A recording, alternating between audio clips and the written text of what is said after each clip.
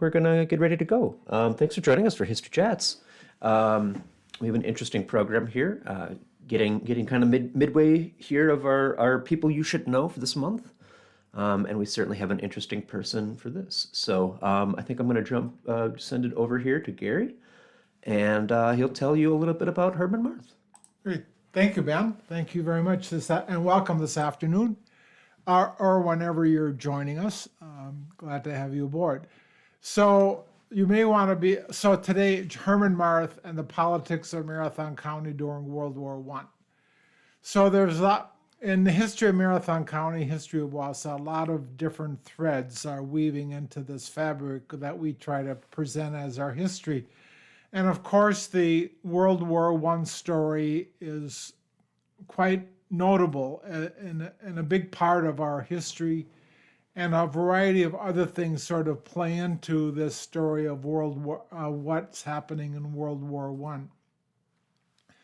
Herman Marth is one of those players in World War during this era that sort of begins to stand out, and it's sort of an unusual story that we'll tell you a little bit about this afternoon. But you think, who's Herman Marth? We've never maybe heard of him before, but he comes out in our history like a variety of other people that we've talked about in our People You Should Know throughout our months of doing that, doing this story. So, but before I begin, the story of Herman Marth, I want to give credit to the late Professor Jim Lorence at UWMC, at the University of Wisconsin Marathon campus, when he was here, because he has done a lot of the original research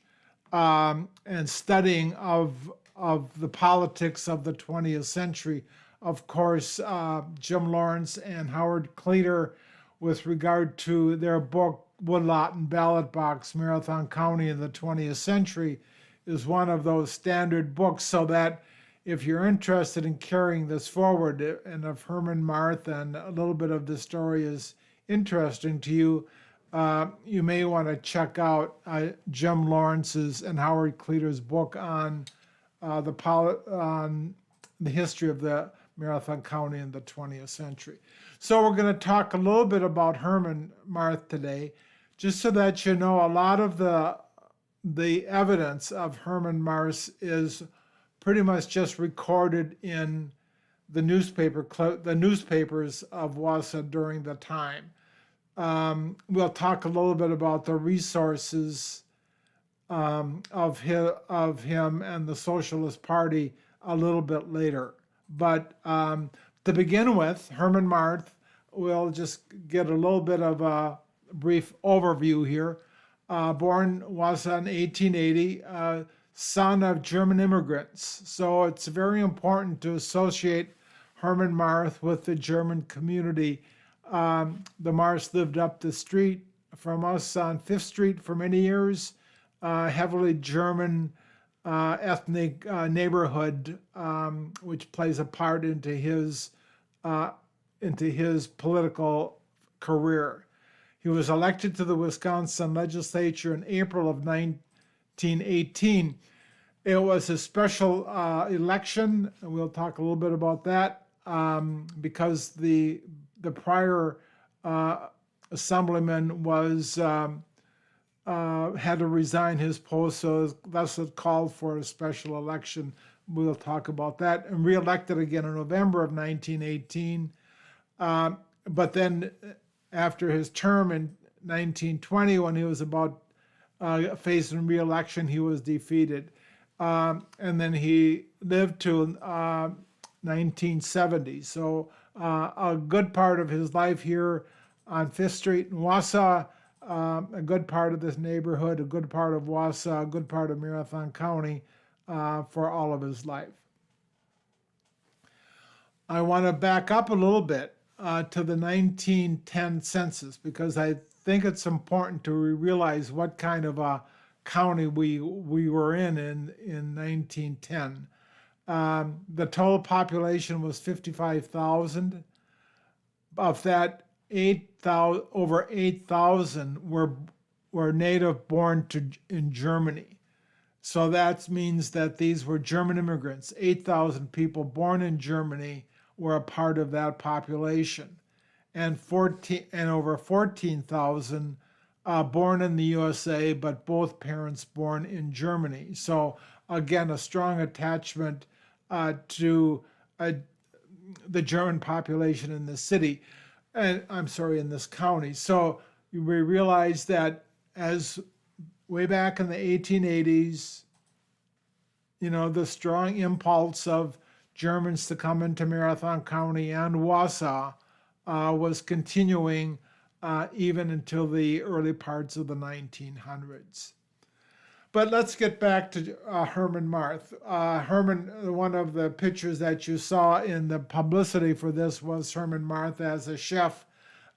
This is just a little note. So he went to high school. So here he is in 1904. Herman, a little article, opened a restaurant shortly in the building lately vacated by the Imperial Restaurant at the corner of 4th and Jefferson Streets in Wausau. So Herman Marth, again, a continuing career, always being noted as a chef, as a restaurateur, a person dealing with restaurants and food in the city of Wausau. But then we come to his association with the Socialist Party.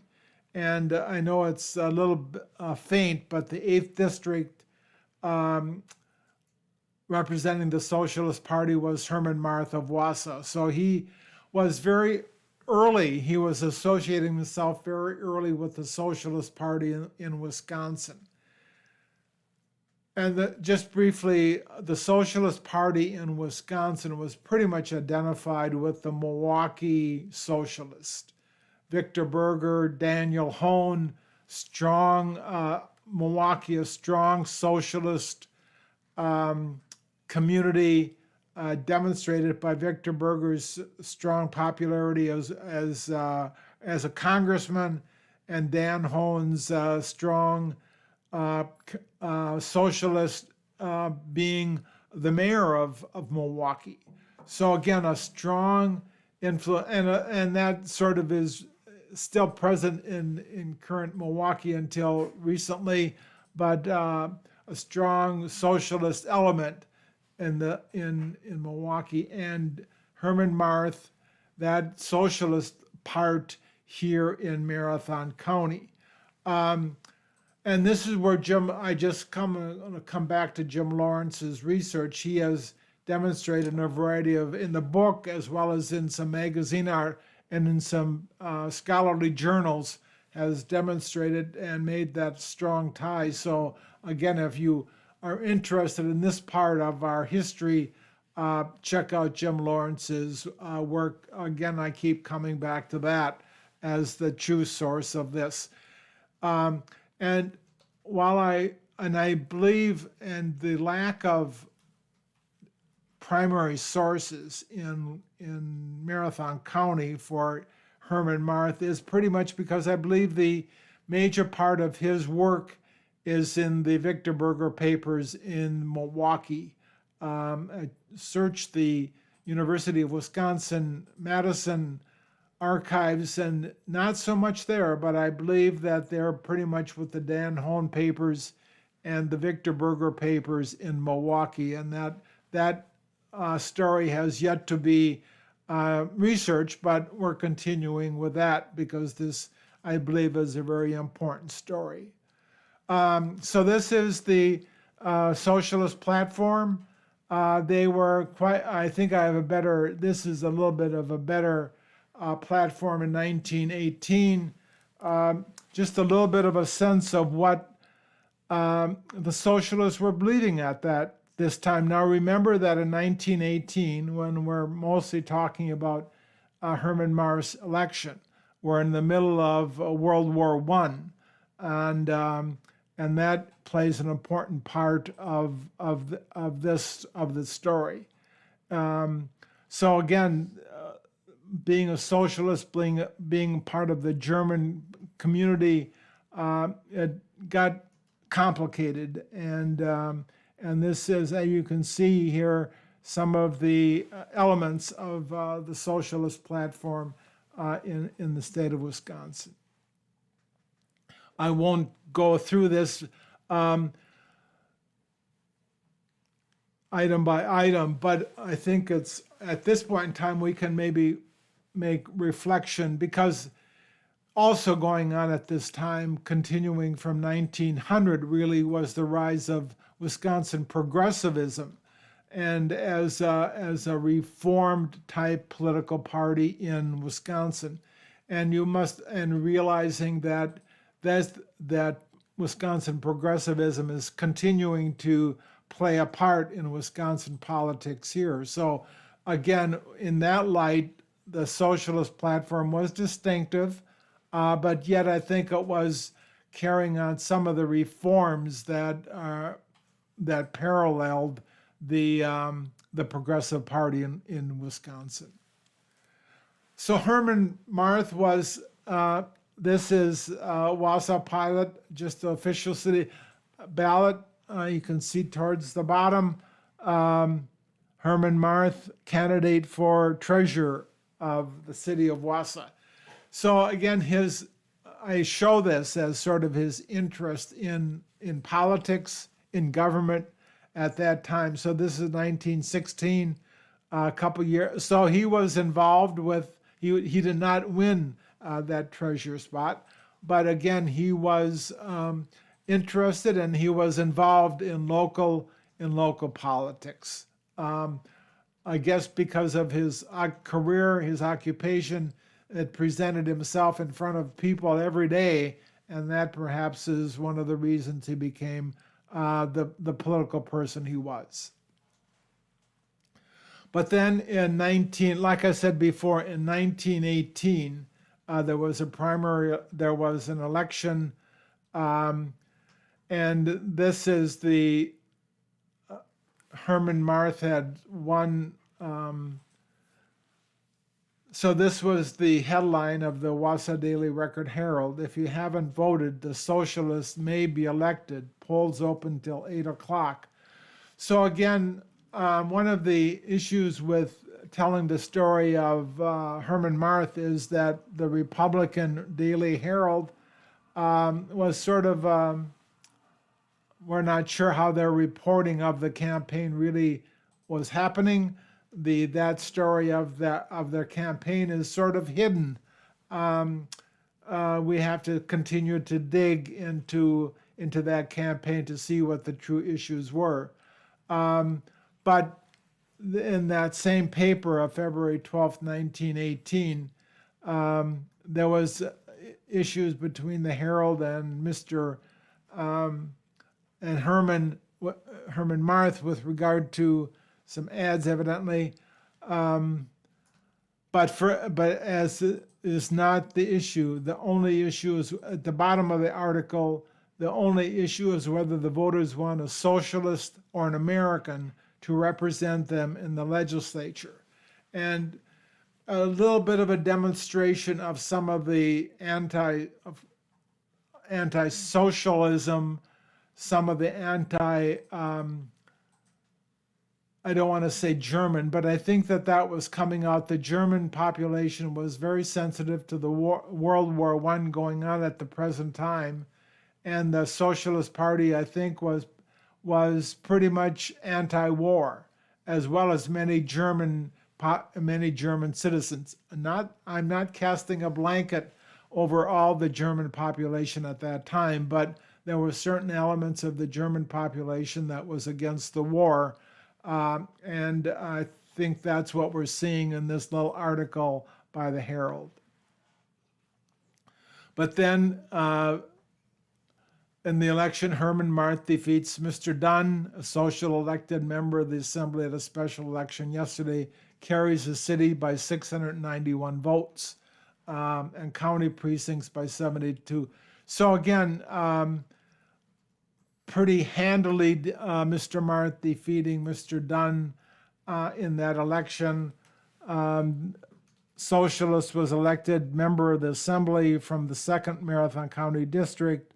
Unofficial returns, and then it goes on to say, in the city of Wausau, Marth carried the 1st, 2nd, 6th, 7th, 8th, and 9th wards, and Dunn carried the 3rd. So again, Mr. Marth carrying the city as well as some of the outskirts of the city that was a part of this assembly district. So this is Mr. Marth from the Wisconsin Blue Book. A little bit of, as usual, the Blue Book always gives a little bit of a bio on Mr. Marth, and you can see the story of Mr. Marth is pretty much evident with regard to his story that we're trying to tell here today. But then then I want to talk a little bit about Mr. Marth when he became a legislator. This happened to be from the Green Bay paper. Socialist Assemblyman-elect opposed giving governor a point of right. And then it goes on to talk about Mr. Marth ran as an out-and-out socialist candidate, and one district there considered strongly Republican. So he's announced that he favors the election of a United States senator by the people, because at this time this was also a progressive issue, the election of senators. Before that, it was usually by caucus or by appointment by the governor. And at this time, as part of the progressive movement and now as a socialist issue from Mr. Marth, he is proposing the election of United States senators, and that eventually would happen by a constitutional amendment. As soon as Mr. Marth was elected, this is a 4-page broadside, really, published, I think, in Milwaukee with regard to Herman Marth, as what he's doing, what he's up to. We have this here at the Historical Society. If you're interested in learning a little bit more about Herman Marth, it goes on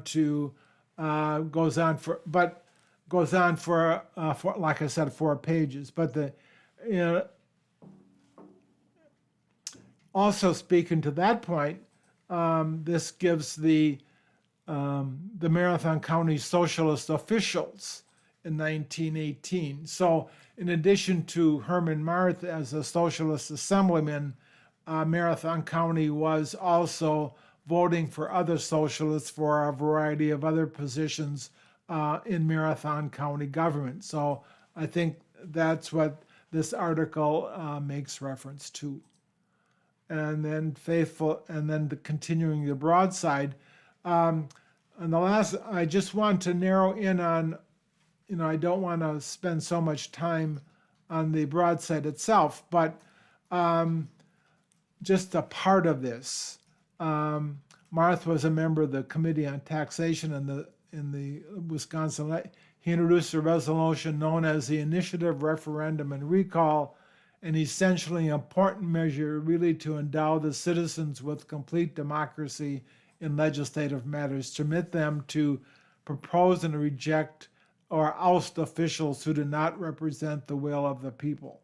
Part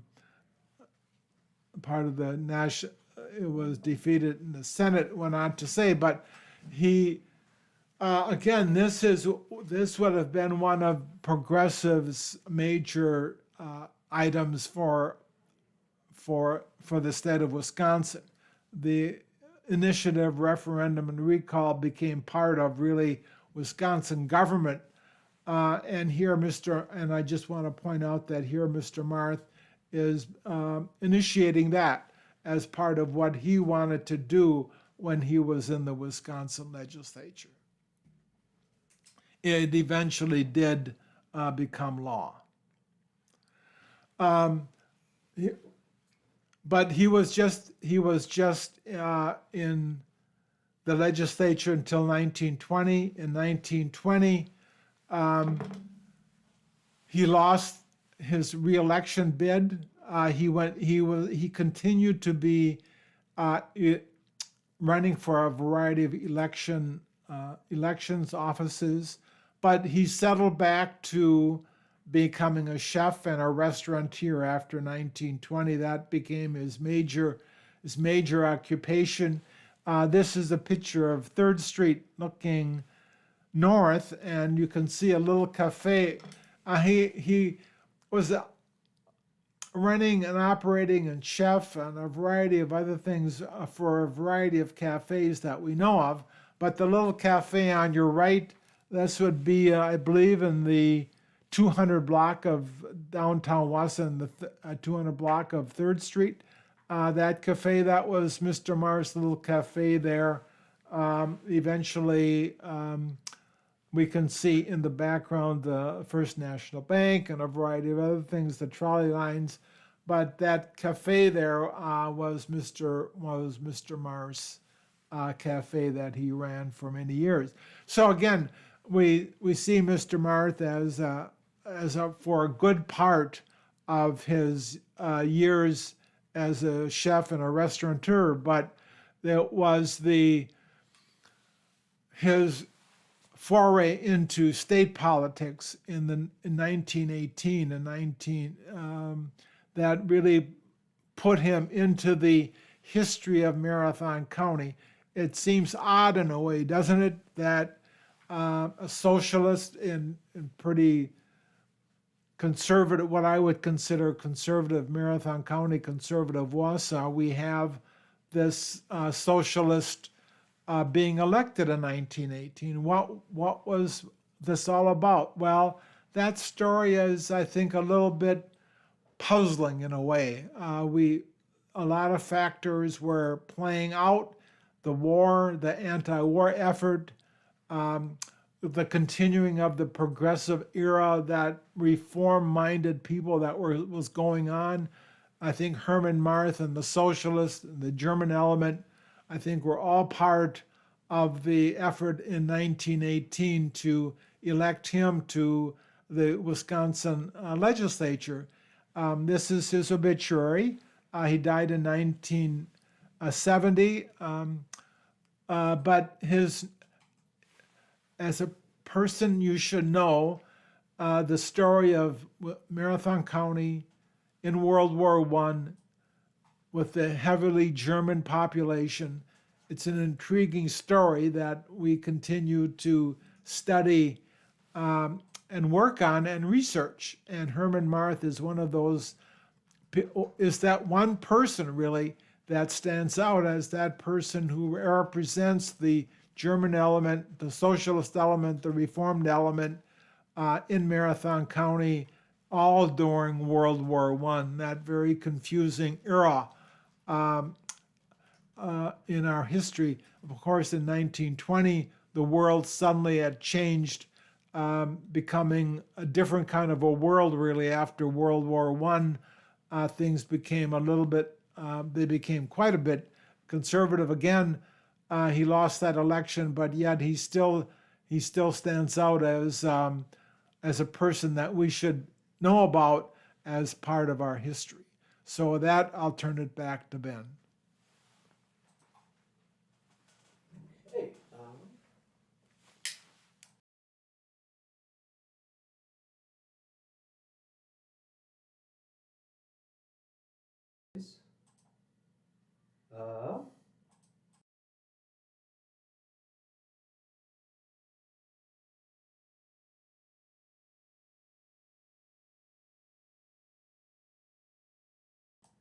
Ha, there it is. Okay, having technology issues. Sorry about that. Um, Thanks for watching. We're going to be doing one more history chat.